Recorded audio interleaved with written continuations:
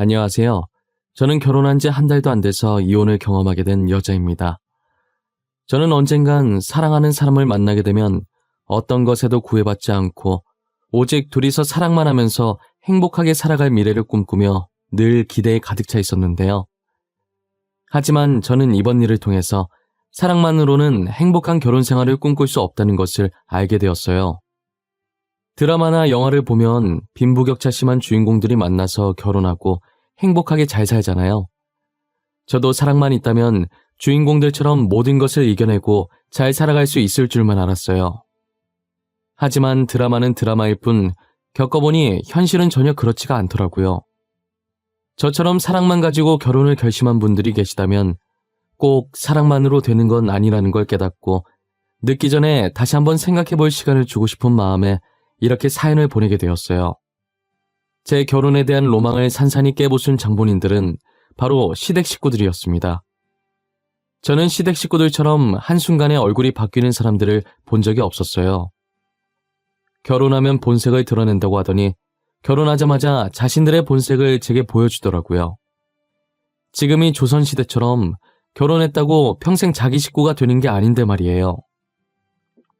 제가 멍청하게 사랑 하나만 가지고 결혼을 했던 사람은 아버지의 친구분의 소개로 만난 남자였는데요. 아버지께서는 드라마나 영화에서 나오는 세트장을 제작하는 회사를 운영하고 계셨어요. 처음부터 그런 사업을 하신 게 아니라 다른 사업을 하시다가 제가 드라마와 영화를 너무 좋아해서 딸이 보는 드라마나 영화에 자신의 작업물이 등장하면 좋을 것 같다는 생각에 시작하셨어요. 다른 사업도 해보신 분이라 그런지 건너 사업하시는 사람들을 많이 알고 계시더라고요. 그 중에서도 아버지와 엄청 친하시고 제가 삼촌이라고 부르는 분이 계셨는데 자기 지인의 아들 중에 정말 괜찮은 애가 하나 있다고 제게 만나보지 않겠냐고 하시는 거예요. 당시 제가 남자 만날 생각이 전혀 없었어서 선뜻 만나보겠다고 하지 않았고 떨떠름한 제 표정을 보신 삼촌은 아버지와 비슷한 사업을 하는 집안이라고 만나만 보라고 하더라고요. 저는 삼촌이 괜히 제게 이상한 사람을 붙일 것 같지는 않아서 삼촌만 믿고 만나겠다고 했어요. 처음 만났을 때 남편은 꾸민 듯 안 꾸민 듯 검정 슬랙스 바지에 흰색 티 한 장만 걸치고 나왔더라고요. 비율이 좋아서 그런지 아무것도 없이 그냥 티 한 장만으로도 귀티가 철철 흘러 넘치더라고요. 제가 평소 좋아하던 남자 배우가 있었는데 그 배우 작품은 다 찾아볼 정도로 좋아했었어요. 삼촌은 제가 그 배우를 좋아하는 것을 알고 남편이 그 배우와 비슷하다면서 안 만나보면 후회할 거라고 얘기한 적이 있었거든요. 스타일이며 외모며 제가 좋아하는 배우랑 상당히 비슷하더라고요. 제가 얼굴만 보고 반하는 스타일은 아니지만 너무 비슷해서 저절로 눈길이 갈 수밖에 없었어요. 게다가 보통 돈 좀 있는 집안에 잘생기기까지 하면 자기 잘난 맛에 사는 사람들이 많았는데 남편은 늘 겸손하고 자기가 정말 잘났음에도 불구하고 잘난 걸 내세운 적이 단 한 번도 없었어요. 식당 직원이 주문을 하나 빼먹고 늦게 넣은 것도 모자라 음식까지 잘못 나왔는데 짜증은커녕 웃으면서 이게 더 맛있어 보이니 그냥 먹겠다고 하는 모습에 호감이 생겼던 것 같아요.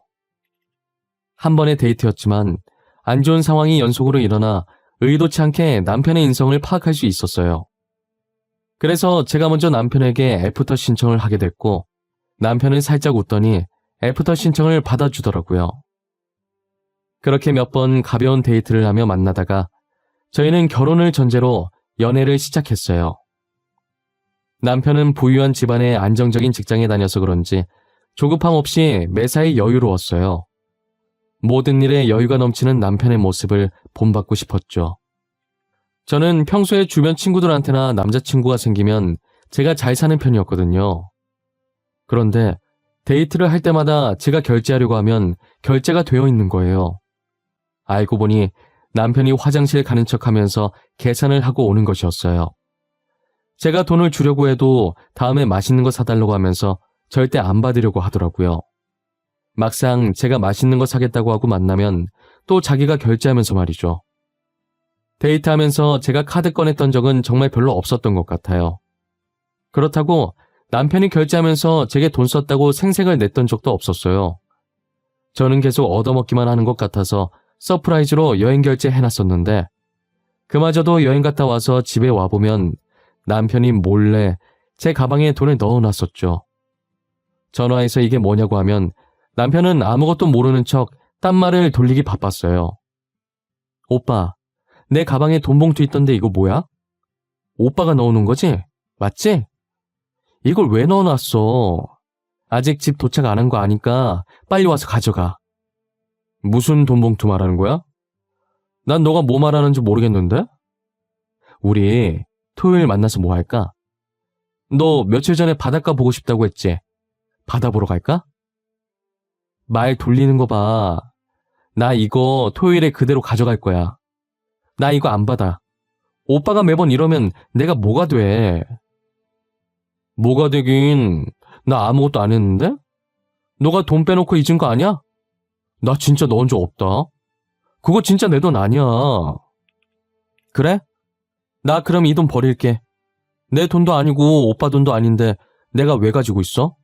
가지고 있을 필요 없잖아. 버리는 것 말고는 방법이 없네. 아, 자기야. 아이, 미안해. 그거 내가 넣은 거야. 내가 넣은 거 맞아. 그러니까 버리지 마. 너 이번에 여행하면서 돈 많이 쓴 것 같길래 그래서 그랬어. 너무 화내지 마. 오빠가 그동안 나한테 쓴 돈이 얼만데 그거 생각하면 이건 돈도 아니지. 다음엔 진짜 그러지 마. 알겠지? 오빠 돈만 쓰게 하는 것 같아서 미안하단 말이야. 남편은 제 말에 알겠다고, 다음부터는 절대 안 그러겠다고 하지만 그때뿐이었어요. 저는 남편과 데이트를 하면 항상 남편이 다 알아서 해줘서 공주님 마냥 받기만 했었죠. 그런데 저를 공주님처럼 모시던 남편이 얼마 전부터 무언가에 쫓기듯 바쁘게 생활하더라고요. 데이트 날짜 잡기도 힘들고 만나도 카페에서 얼굴만 잠깐 보고 집으로 들어가 버리는 거예요.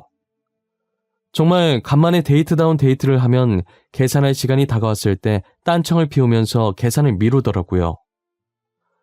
저는 커플 사이에 누가 계산하든 상관없었고 그동안 얻어먹은 것도 많아서 제가 계산하고 신경을 안 썼어요. 매일같이 남편과 데이트하던 제가 친구와의 만남이 더 많아지자 친구가 묻더라고요. 요즘 왜 이렇게 자기를 자주 만나냐고. 혹시 남편과 헤어진 거냐고요. 뭐냐? 너 요즘 왜 이렇게 나를 자주 만나줘? 남자친구 생기면 연락도 잘 안 하면서.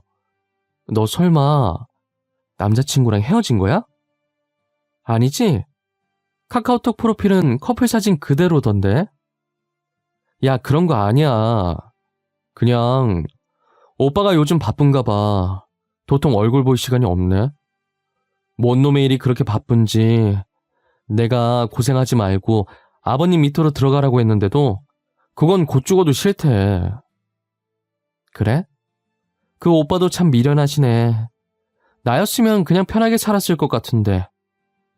야, 나 갑자기 안 좋은 촉이 왔는데. 아니다. 왜 뭔데? 사람 궁금하게 하고 말 안 해주기 있냐? 빨리 말해봐. 무슨 촉이 왔는데. 내가 알아서 걸러 들을 테니까 말해봐. 아니, 진짜 심각하게 듣지는 말고 그냥 내 느낌이 그렇다는 거니까 걸러서 들어. 알겠지? 혹시 너네 오빠 데이트 날짜 잡으려고 하면 피하고 연락도 잘 안 되고 너한테 돈도 잘 안 쓰셔? 야, 어떻게 알았어? 데이트 날짜는 뭐 내가 너 만나는 횟수 보면 알 거고 원래 연락 잘 됐었거든? 요즘 진짜 안 돼. 뭐 하는지 모르겠는데 몇 시간 걸러 한 번씩 와. 돈도 안 쓰는 것 같기도 하고. 진짜? 이거 꽤 심각하네. 전에 내가 남자친구랑 어떻게 헤어졌는지 알지? 그놈 바람 피웠었잖아. 그놈이 딱 이랬어. 맨날 데이트 피하고 연락 안 되고 돈도 나한테 안 쓰고 걔한테 썼었지. 에이, 그건 아니야. 우리 오빠 여자인 친구도 없어. 남중 남고 출신이라 회사에서도 다 남자 직원들밖에 없었어. 혹시나 남녀 문제 생길까봐 사장님이 남자만 뽑았다더라. 저는 당시엔 친구의 말을 귀담아 듣지 않았었어요. 하지만 남편은 제가 결혼하자는 말에도 계속 대답을 피하고 다음으로 미루더라고요. 그러면서 친구의 말대로 정말 남편에게 다른 여자가 있는 게 아닌가 하는 의심이 들기 시작했죠. 그게 아니라면 갑자기 저를 이렇게까지 피할 이유가 없을 것이라고 생각했거든요. 그렇게 혼자서 단정 짓고 나니 남편에게 정이 떨어지는 거예요.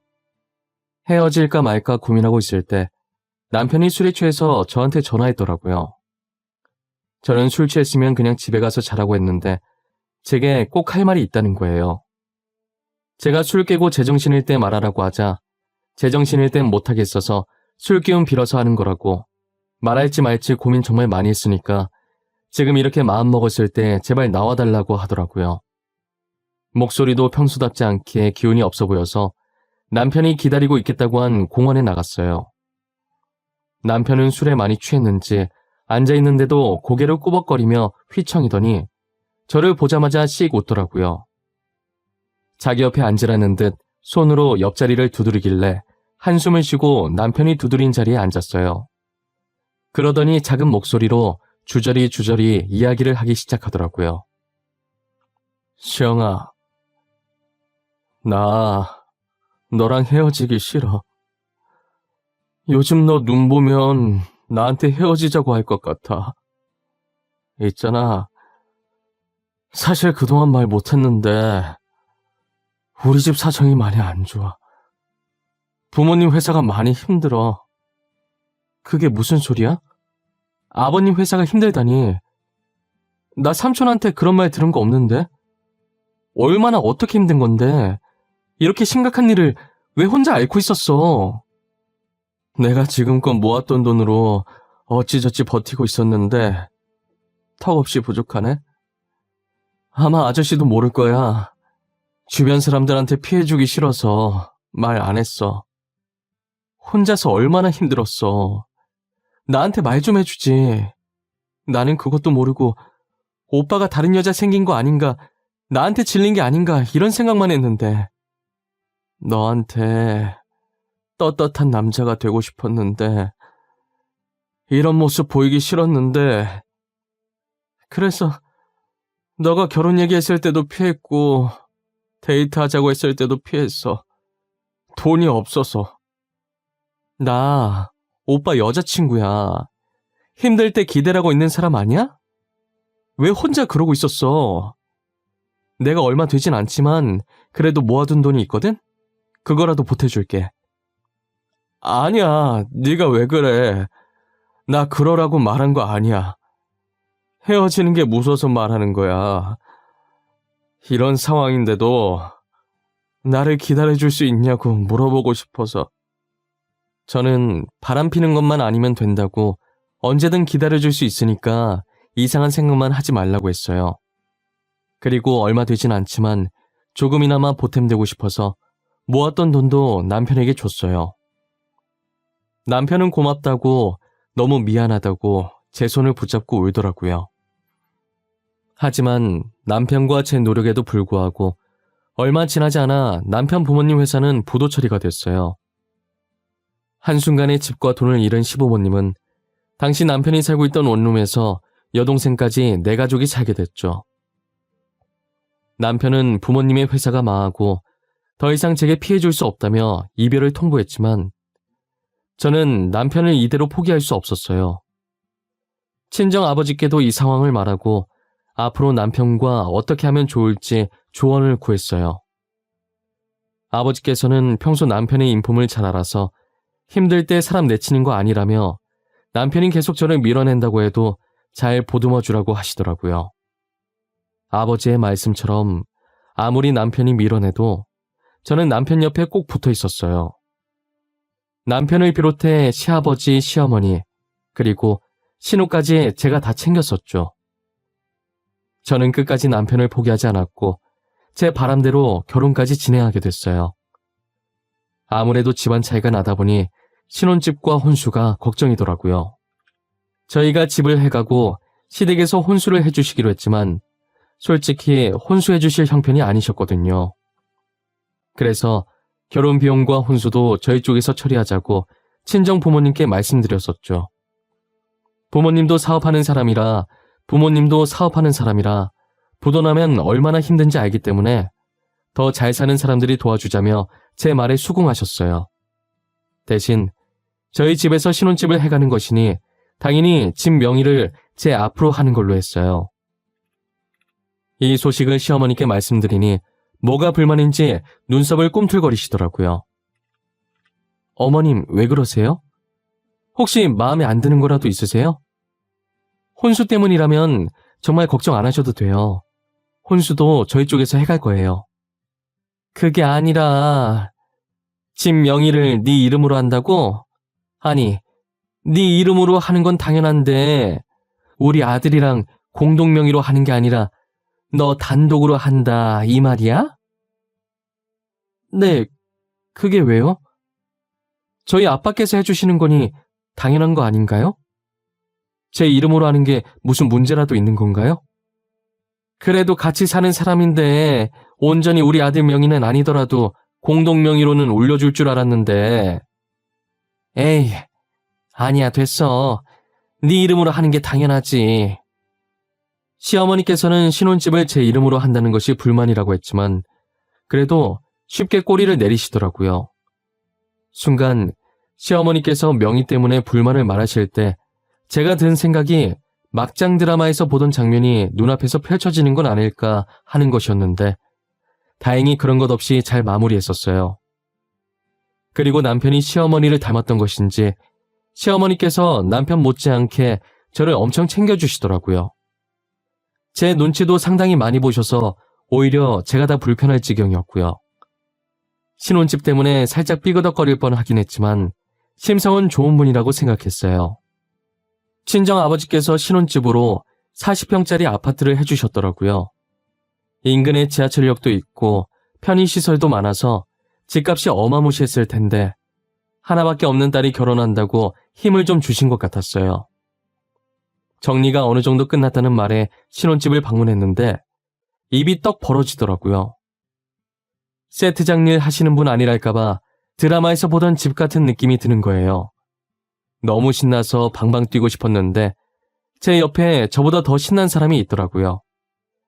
시어머니께서는 집이 너무 이쁘다면서 가구 이것저것 만져보시더니 가전제품 몇 가지를 손가락으로 정확히 콕 집으면서 자기 집에도 있으면 좋겠다면서 은근히 티를 내시더라고요. 집안의 모든 물건을 다 헤집을 기세로 서랍도 있는 대로 다 열어 제끼셨어요. 보는 내내 조마조마했는데 시어머니께서는 결국 일을 내고 마셨죠. 주방 서랍에 있던 그릇을 꺼내보시다가 손이 미끄러져서 그릇들을 떨어뜨리셨는데 바로 밑에 있던 커피 머신으로 다 떨어진 거예요. 어머님, 안 다치셨어요? 괜찮으세요? 아, 그러게 왜 남의 집을 그렇게 뒤지고 그러세요? 아이고, 커피 머신도 망가졌네. 이거 50만 원짜리인데. 너는 나보다 저딴 커피 머신이 중요하니? 50만 원? 얼마 하지도 않네. 결혼해서 다시 하나 사. 고장난 건 아닌 것 같구만. 뭘 그렇게 호들갑이야.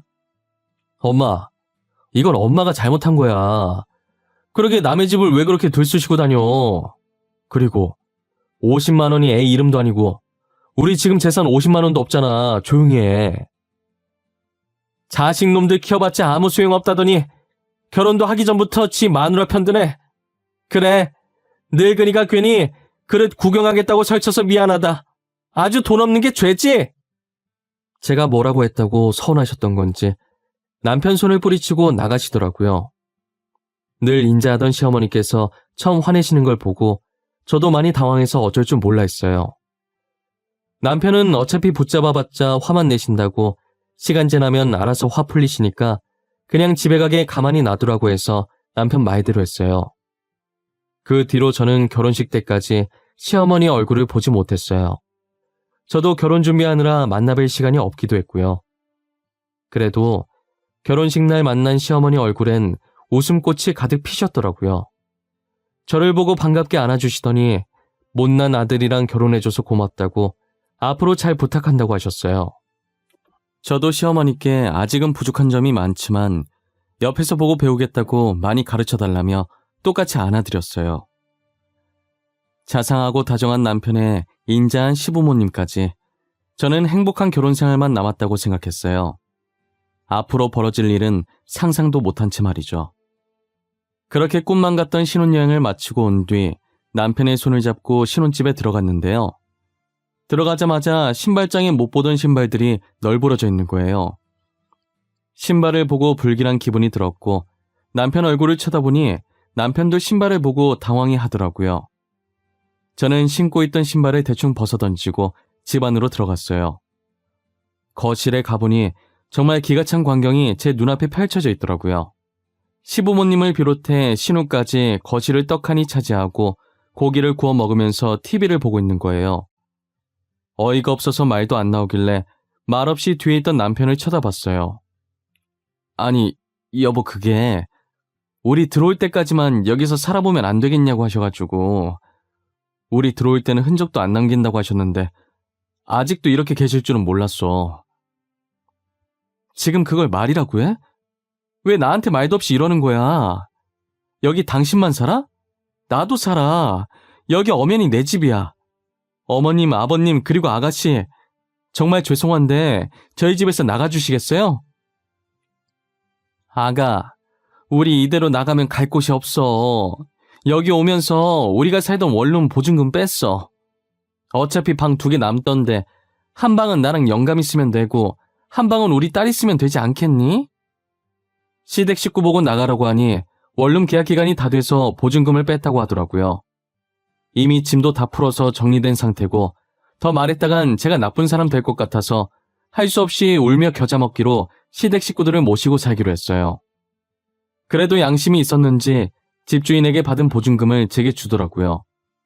하지만 저는 그 돈을 받으면 안 됐어요. 자기들은 돈을 냈으니 정당하다고 생각하고 이 방 저 방 휘집고 다니기 시작하더라고요. 저희 방까지 들어오는 건지 간혹 퇴근하면 안방 방문도 열려 있는 거예요. 몇 번이고 들어오지 말라고 했지만 화장실 겹치면 어쩔 수 없다고 하는 거예요. 신우는 급한데 어쩌겠냐고 안방 화장실 좀 쓰자고 하길래 저는 속으로 참을 린 3번 쓰고 알겠다고 그럼 화장실만 쓰고 방 안에 있는 물건 아무것도 건들지 말라고 했어요. 그런데 역시나 안방 화장실만 쓰는 게 아니었어요. 드레스룸에 있던 제 옷들도 제가 걸어둔 대로 안 걸려있고 화장품 서랍에 있던 화장품도 간혹 제대로 안 닫혀 있는 게 신우가 제 물건을 쓰는 게 분명했어요. 저는 뚜껑이 덜 닫힌 립스틱을 들고 거실 소파에 누워서 휴대폰을 보는 신우에게 다가갔어요. 아가씨가 제 립스틱 쓰셨어요? 저번에 제 옷도 입으신 것 같은데 제가 분명 저희 방 화장실만 쓰라고 했던 것 같은데요? 누가 제 허락도 없이 제 물건 쓰라고 했어요? 에이 언니, 그거 한 번 쓴다고 없어지는 것도 아니고 진짜 티 안 나게 썼어요. 진짜 살짝 톡톡 이렇게 바르고 끝이었다니까요? 톡톡이든 뭐든 저 다른 사람이 제 물건 쓰는 거 안 좋아해요. 그러니까 앞으로 조심 좀 해줬으면 좋겠어요. 아, 네네 알겠어요. 제가 잘못했네요. 다음부터 안 쓸게요. 됐죠? 안 쓰면 될 거 아니야. 그거 조금 썼다고 유나는 다 떠네 진짜. 신우는 제 말에 기분 나쁘다는 듯 궁시렁거리면서 방에 들어가더니 방문을 쾅 소리 나도록 닫더라고요.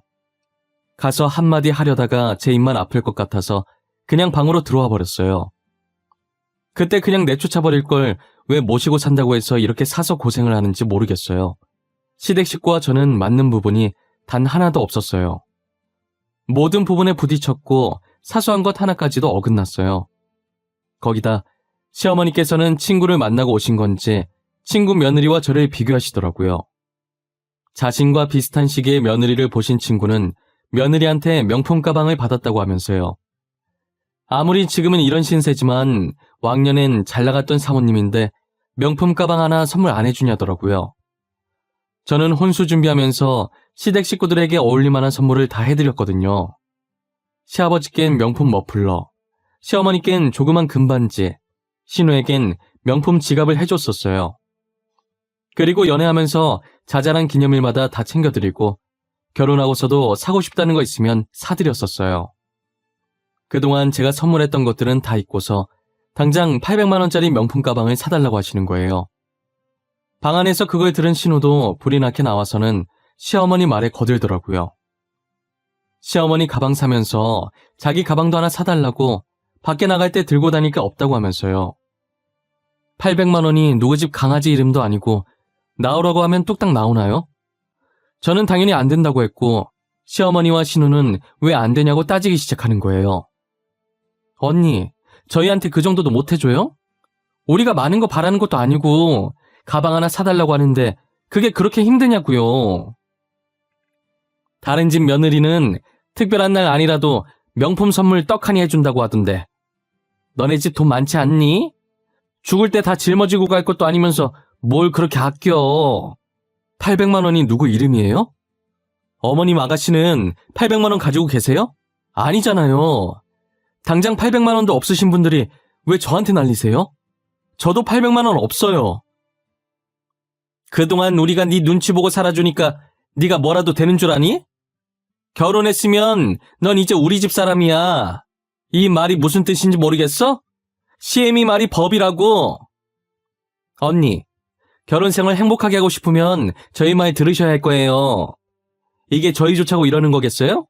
다 언니 위해서 이러는 거예요. 나를 위해서 그런다고요? 진짜 말 웃기게 하시네. 이게 어떻게 저를 위한 거예요? 다 두 분을 위한 거지. 여튼 저는 가방 사줄 마음 없으니까 그런 줄 아세요. 마음 같아선 싹 다 제 집에서 쫓아내고 싶었지만 남편을 봐서 참았어요. 제가 가방 못 사주겠다고 하자 시위라도 하듯 신우와 시모는 집안을 어질러 놓더라고요. 그래봤자 불편한 건 제가 아니라 하루 종일 집에 있는 본인들이었어요. 저는 회사 갔다 오면 집에 있는 시간이 정말 얼마 안 되거든요. 제가 눈 하나 깜빡 안 하자 결국 며칠 뒤에 자신들이 어질러 놓았던 것을 다 치워놨더라고요.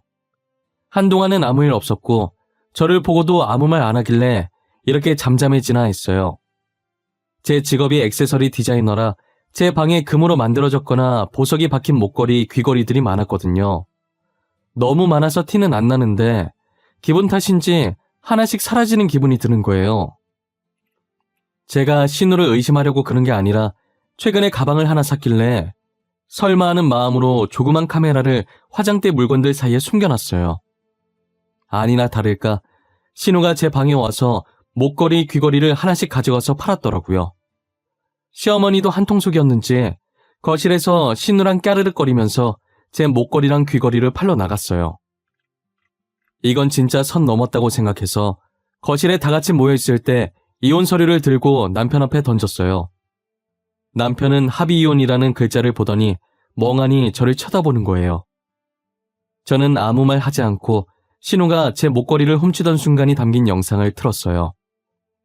당장 이혼 서류에 도장 찍지 않으면 이 영상을 들고 경찰서로 달려갈 거라고 했죠.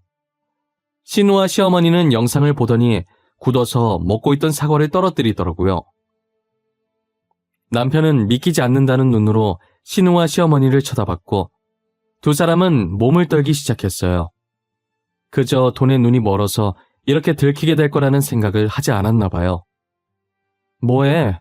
얼른 도장 찍어. 내일 날 박는 대로 이혼 서류 제출할 거니까. 이혼 소송 안 하고 합의 이혼으로 깔끔하게 끝내주는 걸 감사하다 생각해. 여보, 한 번만 봐주면 안 될까? 어? 다시는 이런 짓 못하게 할게. 제발 한 번만 봐줘. 내가 이렇게 대신 사과할게. 솔직히 이 영상으로 이혼 소송하고 절도죄로 고소하면 위자료 왕창 받고 저 두 사람 감옥도 보낼 수 있는데 지금 많이 참는 거야. 당장 한 달 살았던 위자료 줄 돈도 없잖아. 안 그래? 언니, 제가 잘못했어요. 다시는 안 그럴게요. 제가 알바를 하든 뭘 하든 돈 구해서 다시 드릴게요. 한 번만 봐주세요. 제발요. 저희 오빠는 아무 죄 없어요. 아가, 우리가 잘못했다. 다시는 이런 짓 안 하마. 우리가 잠시 미쳤던 것 같아. 늙은이가 이렇게 무릎 꿇으마. 한 번만 눈 감아줄 수 없겠니? 당신들 같으면 도둑이랑 한 집에서 살고 싶겠어요? 바늘 도둑이 소도둑 된다는 말 아시죠? 지금은 고작 귀걸이 목걸이지만 나중엔 통장, 집문서가 될 줄 어떻게 알아요? 시어머니와 신우는 제 다리를 붙잡고 울면서 빌기 시작했고 저는 발을 털면서 그들을 떼어내기 바빴어요. 남편은 고소라는 말에 제가 하라는 대로 이혼 서류를 작성해 주었고 저는 다 작성한 이혼 서류를 뺏어 들고는 시댁 식구들에게 당장 제 집에서 나가라고 했어요. 나가라는 제 말에도 나갈 생각을 안 하길래 손수 짐을 싸서 집 밖으로 던져버렸어요. 그리고 제 귀걸이를 팔아서 산 가방을 잘근잘근 밟았죠. 신우는 울다가 가방을 밟는 모습을 보고 소리 지르면서 제 발을 떼려고 하는 거예요. 이미 가방인 신발 자국이 났고 찌그러졌는데 그걸 소중히 안고 울더라고요. 정말 그 모습이 얼마나 한심하던지 먹고 떨어지라고 신우가 평소 탐내던 제 가방을 던져주고 문을 닫았어요. 시댁 식구들을 쫓아내고 텅 빈 거실을 보니 속이 시원했어요. 그렇게 저는 결혼한 지 한 달도 안 돼서 이혼을 하게 되었어요. 과연 돈도 없이 어떻게 살아갈까 싶었는데 며칠 전 우연히 중고거래 사이트에 제 가방과 찌그러진 가방, 그리고 제가 못 봤던 명품 가방 하나를 팔고 있는 신우를 발견했어요. 제 가방과 명품 가방은 상태가 좋아서 금방 팔린 것 같은데 찌그러진 가방은 아직 안 팔렸더라고요. 팔린 가방 2개 중고가를 보니 얼추 보증금은 나오겠더라고요. 아마도 가방 2개를 팔고 원룸 보증금을 겨우 구한 것 같았어요. 발자국 찍히고 찌그러진 가방 사진이 중고거래 사이트에서 튀어나오는 게 어찌나 웃기던지요. 간만에 배꼽 잡으면서 엄청 웃었던 것 같아요. 우울할 때마다 그 사진 보면서 웃으려고 저장까지 했어요. 고작 한 달밖에 겪어보지 않은 결혼 생활이지만 다시는 경험해보고 싶지 않아요. 차라리 죽을 때까지 혼자 사는 게 더 편할 것 같아요. 제 사연은 여기까지입니다. 제 사연을 보시는 분들 중에서도 결혼을 약속한 사람이 있을 거예요. 사랑의 힘으로 모든 것을 이겨낼 수 있는 사람이 있는 반면 저처럼 사랑의 힘으로도 안 되는 것들이 있어요. 그러니 여러분들도 제 글을 통해 많은 것을 배우고 느끼셨길 바라요.